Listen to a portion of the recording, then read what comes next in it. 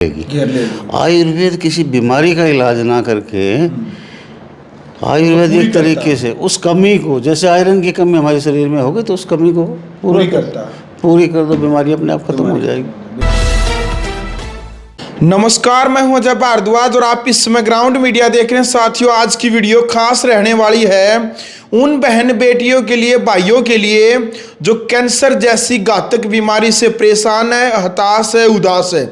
क्योंकि कैंसर नाम सुनते ही आपके मन में, दिमाग में एक बात आती है, कैंसर यानी कि मौत, और इसका कोई इलाज नहीं है, ऐसा काफ़ी लोग सोचते हैं। लेकिन अब उनको नाराज़ होने की ज़रूरत नहीं है। उनकी निराशा भरी जिंदगी में आशा की किरण लेकर के हम आए हैं। फिलहाल महेंद्रगढ़ जिले का जो अटैली कस्बा है, विधानसभा क्षेत्र अटैली में इस वक्त हमारी टीम मौजूद है और लगभग 10 वर्षों से सामाजिक कार्यों में लोगों की सेवा, आयुर्वेदिक तरीके से जो इलाज करते, खास तौर पर है कैंसर का भी और बाकी बीमारियों का भी। फिलहाल आयुर्वेद के आचार्य डॉक्टर रमेश जी हमारे साथ मौजूद है, आर हॉस्पिटल को संभालते हैं। डॉक्टर साहब, सबसे पहले तो ग्राउंड मीडिया में स्वागत है। धन्यवाद सर। कैसे हैं डॉक्टर साहब? ठीक है, बहुत बढ़िया। अच्छा, हमने सुना है कि आपके यहाँ पर आयुर्वेदिक तरीके से कैंसर यानी कि लाइलाज बीमारी का अपने यहाँ पर सफल इलाज किया जाता है। देखो, मैं बार बार अपने वीडियो के माध्यम से जी ये बता चुका हूँ कि कैंसर एक लाइलाज बीमारी है। जी कैंसर का इलाज किसी भी पद्धति में पूर्ण रूप से नहीं है जी, सिर्फ आयुर्वेद को छोड़ के। ठीक है। आयुर्वेद में कैंसर को पूर्ण रूप से हराया जा सकता है, बशर्ते कि दृढ़ इच्छा शक्ति हो और अपने नॉर्मल से परहेज और अपने जीवन शैली में आदमी बदलाव करे। आज के दौर में अगर हम देखते हैं तो कोई चीज़ बीमारी से अछूती नहीं है। एक से एक क्रोनिक बीमारियां जो हैं लग रही हैं, उसका मेन कारण आज हमारा खान पान है, हमारी लाइफस्टाइल का बदल जाना है। हम अपनी लापरवाही से, यानी दूसरे शब्दों में मैं कहूँ तो हमने बीमारियों को इन्वाइट कर रखा है। इनवाइट जिसको करेंगे वो दोस्त है चाहे दुश्मन है, घर तो आएगा और घर आए हुए का वेलकम भी करना पड़ेगा। तो हमें इनसे बीमारियों से लड़ने के लिए अपनी इम्यूनिटी को मजबूत करना है। ठीक है। ऐसी कोई जगह नहीं है जहाँ ये बीमारियां मौजूद नहीं है, लेकिन इनसे लड़ने के लिए हमारी इम्यूनिटी को मजबूत करना है, वो भी आयुर्वेदिक तरीके से। वो चाहे कैंसर है, चाहे और कोई साधारण बीमारी है, किसी भी बीमारी से बचने के लिए हमें कम से कम अपनी लाइफस्टाइल में बदलाव और अपने खान पान पर विशेष ध्यान देना पड़ेगा। बिल्कुल भाई, अपने खान पान पर विशेष ध्यान और अपनी दिनचर्या, अपने लाइफस्टाइल के ऊपर अपनी, यदि आपने इम्यूनिटी पावर को यदि मजबूत रखना है तो भाई आपने बहुत सारे बदलाव की ज़रूरत है। लेकिन सर, फिर भी कई लोगों से, कई माताओं बहनों से जाने अनजाने में गलती हो जाती है, कैंसर का वो शिकार बन जाते हैं। कैंसर जैसी घातक बीमारी से वो जूझ रहे होते हैं और कई बड़े बड़े हॉस्पिटलों में लाखों करोड़ों रुपए भी खर्च कर देते हैं, तब भी उनकी जान नहीं बच पाती है।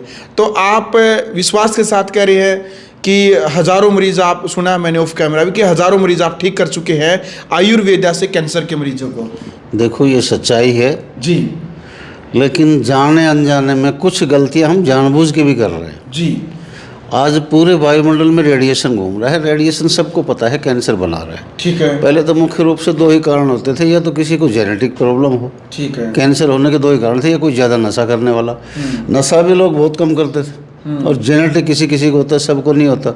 आज तो सैकड़ों कारण बन चुका है कैंसर बनने के लिए।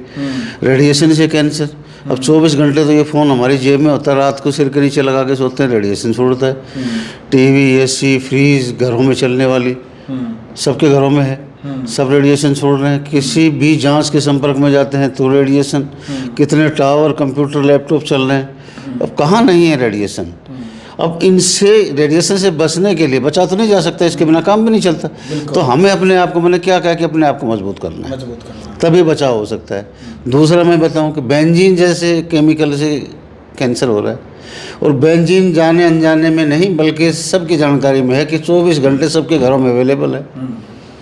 और आपकी जानकारी के लिए दर्शकों को भी ये बता दूं मैं कि बेंजीन रसोई गैस में डाला जाता है। डालते इसलिए हैं कि भाई वो इमरजेंसी में कभी लीक हो जाए, रसोई गैस में स्माइल नहीं होती, लीक हो जाए तो किसी दुर्घटना से बचा जा सके, इसलिए तो फ़ायदे के लिए डालते हैं। जिस चीज़ का बेनिफिट है उसका नुकसान भी है, लेकिन हम बेनिफिट तो ले रहे हैं, उसके नुकसान की तरफ ध्यान नहीं दे रहे। अब नुकसान कितना है, आप कहीं भी चले जाओ through out India, through out world कहीं भी जाओ, सबका खान पान, रहन सहन, पहनावा, बोलचाल, कल्चर सब कुछ डिफरेंट है सब कुछ एक different दूसरे। लेकिन हर लेडीज़ का, हर माता बहन का खाना बनाने का एक ही तरीका है। तवे से रोटी को उठा के 2-3 सीधा बार गैस पे रख देते हैं। उसको बर्नर पे रखते हैं फुलाने के लिए। बिल्कुल, वो कहीं ना कहीं बीमारी को ही इन्वाइट कर रहे हैं invite ना। कर रहे हैं। दूसरा, जैसे एल्युमिनियम के बर्तन ले लो, आज सबके घरों में एल्युमिनियम, हमारे घरों की शान है। एल्युमिनियम कहाँ था प्रचलन में? बिल्कुल, एल्युमिनियम के बर्तन तो अंग्रेजों ने तैयार कराए थे हमारे फ्रीडम फाइटर के लिए, जिनको काला पानी की सजा हुई थी। अब उसके बाद में तो एल्युमिनियम का इतना प्रचलन बढ़ा है कि हमारे घरों में आज एल्युमिनियम और स्टील के अलावा कोई बर्तन ही नहीं है। पुराने बर्तन आजकल लेडीज से साफ नहीं होते। एल्युमिनियम सबको पता है कैंसर बना रहा है। और प्रेशर कुकर, देखो सबसे खतरनाक प्रेशर कुकर, खाना उसका पकता नहीं है, गलता है। गली हुई चीज़ कभी भी डाइजेस्ट नहीं होती, बार बार बता चुका हूँ मैं। तो प्रेशर कुकर का खाने से बचना चाहिए ना आदमी को। और उसमें सबसे जो खतरनाक चीज़ है वो ये है कि उसमें अमोनिया, जो भी चीज़ हम बना रहे हैं उसका अमोनिया, साधारण भाषा में कहूँ तो ऊपर जो फैना आता, झाग आता है, वही अमोनिया। ये खतरनाक केमिकल है जो कैंसर तक बना रहा है। वो उसी में प्रेशर कुकर में जज्ब हो रहा है, उसको हम खाए जा रहे हैं। अब कुछ पेशेंट आते हैं जी मेरे पास तो स्टील का है। अरे भाई, खाना बनने की प्रक्रिया तो वही है, चाहे सोने का ले लो, नहीं प्रक्रिया वही है। बिल्कुल, प्रक्रिया तो वही है। लेकिन बर्तन से अमोनिया भी उसी में जज्ब हो रहा है। सोने चांदी का भी हो सकता है आने वाले समय में आ जाए, और बड़े लोगों के पास हो भी। हो गई। फिर पहले चांदी के बर्तन में खाते थे, बहुत बड़े लोग खाते थे उस टाइम। हमारे पास क्या कांसे के बर्तन होते थे, हमारे लिए चांदी ही है वो। कांसे का बहुत बढ़िया बर्तन है। बिल्कुल दिखा दे भाई एक बार साथ साथ में। जो राजीव दीक्षित जी हैं, इनकी विचारधारा से जुड़े हुए हैं, और साथ में गौ माता हैं, इनको भी गौ राष्ट्र माता का दर्जा दिलाने के लिए भी इनका एक प्रयास है। भारत देश विश्व तब था जब तक इस देश में गुरु यानी कि वो गौ माता थी। तो आचार्य जी, जो कैंसर से जो पीड़ित जो भी मरीज है, चाहे वो किसी भी स्टेज की कैंसर से जूझ रहे हैं, फर्स्ट सेकंड या बहुत सारी कीमो वो लगवाने लग रहे हैं, तो हर तरह का जो मरीज है कैंसर से जो जूझ रहा है वो अपने यहाँ पर इलाज करवा सकता है। देखो, स्टेज तो अपने वो पहचाने, मैं तो रिपोर्ट देख के मेडिसिन प्रोवाइड करवाता हूँ। ठीक है। और इसके बारे में भी बता दूँ कि स्टेज का होना, यानी कि फोर्थ स्टेज किसे कहते हैं कि सारे शरीर को जकड़ लिया है बीमारी ने, वही तो फोर्थ स्टेज हुई ना। ठीक है। अब सारे कुछ हार के, रेडिएशन, कीमोथेरेपी, सर्जरी वगैरह सब कुछ करवा के, पेशेंट इंजेक्शन तक लगवा के, ठीक है, यहाँ जब मेरे पास आ रहा है और उसमें से मोस्टली क्योर हो रहे हैं, हाँ, कारण उसका ये है कि मेरे प्रोडक्ट अपने हैं, बाहर से कोई चीज़ नहीं तो ये खरीदता। दवाइयाँ हैं जो आप खुद तैयार करते हो? मेरी अपनी तैयार की हुई है सारी दवाइयाँ, आयुर्वेदिक तरीके से? आयुर्वेदिक तरीके से, सब में पंचगव्य ठीक है, प्लस आयुर्वेदिक औषधियाँ, हाँ, सब के मिश्रण से ये दवाइयाँ तैयार होती हैं। और एक प्रकार के 5 प्रकार के अर्क रखे हैं आपके सामने। ये अर्क गोमाता का अर्क तैयार कर रखे अपने अलग अलग तरीके से। ये 5 प्रकार के अर्क हैं। अर्क, ठीक है। एक प्रकार का अर्क बनाने में कम से कम 12 से 13 घंटे लगते हैं, जिसमें 10-12 बोतलें हमें तैयार मिलती है। और मैं बार बार बता भी चुका हूँ, ये मेरी खुली किताब है। हाँ, मैं अपने हर वीडियो में बताता हूँ कि ये बनने का प्रोसेस क्या है, हाँ, किस तरीके से बन रही हैं ये दवाइयाँ, सारी चीज़ें बता रखी हैं मैंने। बिल्कुल भाई, देख लो भाई, आचार्य जी कह रहे हैं कि भाई ये हर वीडियो के अंदर जो भी वीडियो है, क्योंकि ज्ञान को छिपाते नहीं, ज्ञान जितना भी बांटा जाता है उतना ही उस ज्ञान के अंदर वृद्धि होती है और उतनी ही समाज सेवा के लिए तत्परता और नैतिकता उसके अंदर बढ़ती है। तो रेट वगैरह क्या रहेगा आचार्य जी? देश के कोने कोने से लाखों की संख्या में लोग वीडियो को देख रहे हैं, काफ़ी मरीज वीडियो को देख रहे हैं, रेट वगैरह कोई गरीब व्यक्ति इलाज करवा सकता है या तो नहीं? ये तो गरीब से गरीब आदमी भी अपना इलाज करवा सकता है। 1 महीने की दवा का चार्ज 9,000 रुपये है। और एक जानकारी और भी दे दूँ मैं, जी जी जी, ये 10 साल पहले भी वही रेट था, अच्छा, आज भी वही रेट आज है। भी वही रेट है, कोई इसमें बढ़ोतरी नहीं की गई है अभी तक, जबकि औषधियों का रेट बढ़ चुका है। हाँ, और मेहनत भी काफ़ी लगती है इसमें, ठीक है। बाकी हमने अपना रेट नहीं बढ़ाया। देख लो भाई, 10 साल पहले भी इन दवाइयों का जो आयुर्वेदिक तरीके से जो अर्क और जो दवाइयाँ कैंसर मरीजों के लिए जो तैयार कर रखी है, दिखा दीजिएगा एक बार। आयुर्वेदिक तरीके से सफल इलाज किया जाता है यहाँ पर 10 सालों से। जो आयुर्वेद के आचार्य डॉक्टर रमेश जी हमारे साथ मौजूद, बताने लग रहे 10 साल से लोगों की सेवा में तत्पर है। अच्छा आचार्य जी, काफ़ी सारे मरीज कोई महाराष्ट्र से है, कोई उत्तराखंड से है, कोई उत्तर प्रदेश से, मध्य प्रदेश से, उड़ीसा से, देश के अलग अलग कोनों से वीडियो को देख रहे हैं।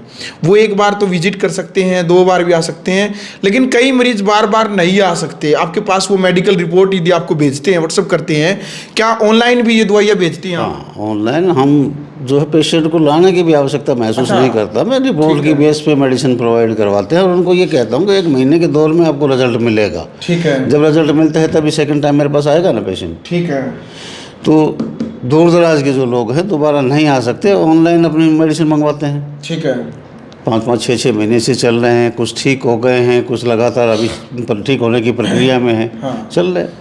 देख लो भाई, लेकिन परहेज जरूरी है। और आचार्य जी बताने लग रही हैं आपने कि भाई यहाँ भी आने की जरूरत नहीं है, आप फ़ोन करके आप अपनी जो रिपोर्ट है बेटा बेटी की, पति पत्नी की, बड़े बुजुर्ग की, किसी भी भाई बहन को यदि कैंसर जैसी घातक बीमारी है तो वो अपनी रिपोर्ट भेज सके हैं। ये जो दवाइयाँ आप देख रहे हैं आयुर्वेदिक तरीके से जो तैयार कर रखी है, कोरियर के माध्यम से आपने घर बैठे ये दवाइयाँ मिलेगी, कहीं दूर जाने की जरूरत नहीं है। आचार्य जी एक बात बताओ, एक तो अपना जो हॉस्पिटल RR हॉस्पिटल अटेली में हो गया, और कौन सी जगह अपनी ब्रांच है? देखो ये तो मेरा मुख्यालय है, हेड क्वार्टर है, जहाँ मैं पर डे यहाँ बैठता हूँ। ठीक है। एक दिन के लिए मैं दिल्ली जाता हूँ, राजधानी पार्क नांगलोई में। ठीक है। वहाँ क्लिनिक है, 24 घंटे वो खुला होता है, 24 घंटे अटेली मंडी खुला होता है। ठीक है। दूर दराज के पेशेंट है, 1 आध दिन रुकने के लिए भी कोई परेशानी नहीं है। हमारे लिए लेट सेट हो जाए, भाई दूरता हुआ है, रुकने की कब है तो रुकने की व्यवस्था बन जाएगी ना, यहाँ कोई परेशानी है ना दिल्ली में कोई परेशानी है। ठीक है। दिल्ली मैंने इसलिए बनाया है कि दिल्ली में आके जो दूर दराज से लोग आते थे वो दिल्ली में आके भटक जाते थे, कोई कहीं उतरता कोई कहीं उतरता, यहाँ तक का रास्ता नहीं पता होता था उनको। तो कोई रोहतक की तरफ निकल गया, कोई जयपुर की तरफ निकल गया, भटकते रहते थे। इसलिए मैंने दिल्ली में अपना एक ब्रांच बनाया है, वहाँ मेरी टीम लगातार 24 घंटे मौजूद होती है। इसी प्रकार से यहाँ मैं 24 घंटे अवेलेबल होता हूँ। रेगुलर में 9 बजे से 3 बजे तक यहाँ डेफिनेटली बैठता हूँ। ठीक है। 3 बजे के बाद में मैं प्लांट पे जाके काम करता हूँ। स्टाफ मेरा 24 घंटे। अच्छा, दवाइयाँ वगैरह जो तैयार करनी है वो करते हो? जी जी। ठीक है। तो क्या अपील, क्या संदेश जो देशवासी लाखों की संख्या में हमारे साथ जुड़े हुए हैं और जो भी आपसे इलाज करवाना चाहते हैं, या फिर कोई आप अपनी तरफ से व्यक्तिगत एक वैद्य होने के नाते, आयुर्वेद के साथ जुड़ने के नाते और राजीव दीक्षित जी की नीतियों के साथ, विचारधारा के साथ जुड़े होने के नाते, क्या अपील और संदेश देना चाहेंगे आप? सबसे पहले तो मैं अपने दर्शकों को जी ये बताऊंगा कि किसी के कहने सुनने से गोमूत्र का सीधे तौर पे इस्तेमाल ना करें। ठीक है। ये ठीक है कि इसमें वो केमिकल है जो सक्षम है उसको हराने, लेकिन पर्याप्त नहीं है। और वो कैसा हो इसकी जानकारी, किस प्रकार से उसको तैयार किया जाए इसकी जानकारी पेशेंट को नहीं होती है। नहीं होती। मैं बार बार यही कहता हूँ कि कम से कम सीधे तौर पे गोमूत्र का इस्तेमाल ना करें, क्योंकि इसमें इतने बैक्टीरिया होते हैं जो अपने अच्छे सेल्स को ख़त्म कर देंगे। हमारी इम्यूनिटी कमज़ोर होगी, ज़्यादा गिरावट आएगी शरीर में। तो सीधे तौर पे गोमूत्र का सेवन कभी भी ना करें, क्योंकि कुछ लोग बताते हैं कि भाई गोमूत्र पियो तो गोमूत्र से कैंसर ठीक हो जाता है। बहुत गलत तरीका है, नहीं करना चाहिए। दूसरा, एक लाइफस्टाइल के बारे में विशेष बात बताता हूँ कि जब पेट के अंदर हमारी बड़ी आंत होती है जो हमारे वेस्ट को स्टोर करती है, उसकी सफाई नहीं होगी तब हम किसी न किसी बीमारी की चपेट में रहेंगे। जी। तो पेट की बड़ी आंत की सफाई के लिए बहुत ज़रूरी है पेशेंट को सुबह सुबह 1 गिलास 2 गिलास गुनगुना पानी बैठ के बासी मुँह खाली पेट घूंट घूंट करके, लगातार घटाघट पानी ना पीने की बजाय घूंट घूंट करके बासी मुँह बैठ के कम से कम 1-2 गिलास का सेवन करें।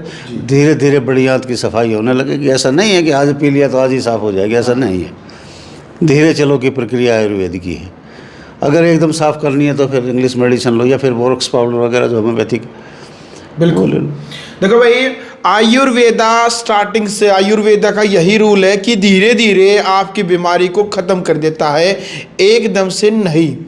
और आचार्य जी ने भी जो आपको संदेश दिया है, जो अपील दी, और किसी भी साथी भाई बहन को कैंसर जैसी घातक बीमारी से जो जूझ रहे हैं और अपना इलाज यदि करवाना चाहते हैं तो पट्टी के ऊपर हमने नंबर दे रखे, आप संपर्क करें। और डायरेक्ट यदि आप अटेली या फिर दिल्ली विजिट करना चाहते हैं तो आप विजिट करें, अन्यथा आप संपर्क करके टीम की सहायता ले सकते। कोई और बातचीत रहेगी आपकी? मैं सिर्फ एक चीज़ और बताना चाहता हूँ कि हमारी जो असंख्य कोशिकाओं से, हमारे सेल्स से हमारी बॉडी बनी है। जी। और 18 प्रकार के एलिमेंट्स होते हैं, सोना, चांदी, अबरक, लोहा, तांबा, ये हमारी बॉडी में होते हैं। ठीक है। किसी की भी कमी हो जाती है शरीर में तो कोई बीमारी हमें घेर लेगी। आयुर्वेद किसी बीमारी का इलाज ना करके आयुर्वेदिक तरीके से उस कमी को, जैसे आयरन की कमी हमारे शरीर में होगी तो उस कमी को पूरी कर दो, बीमारी अपने आप खत्म हो जाएगी। बिल्कुल। तो मैं तो यही कह रहा हूँ कि आदमी को अपनी पुराने ढर्रे पे एक बार लौटना पड़ेगा। अपनी लाइफस्टाइल को, जो हमने वेस्टर्न कल्चर की तरफ भाग रहे थे, वहाँ तक पहुँच भी नहीं पाए, अपना छोड़ दिया, बीच में लटक रहे हैं गुरुत्वाकर्षण की तरह, उसको छोड़ना पड़ेगा, पुराने ढर्रे पे लौटना पड़ेगा, तभी हम स्वस्थ रह पाएंगे। बिल्कुल भाई। तो फिलहाल वीडियो आपने देख ली भाई, क्रिया की प्रतिक्रिया जरूर रखें, वीडियो को शेयर करें। ग्राउंड मीडिया के लिए अपने कैमरामैन सहयोगी इंतजार के साथ मैं जब भारद्वाज।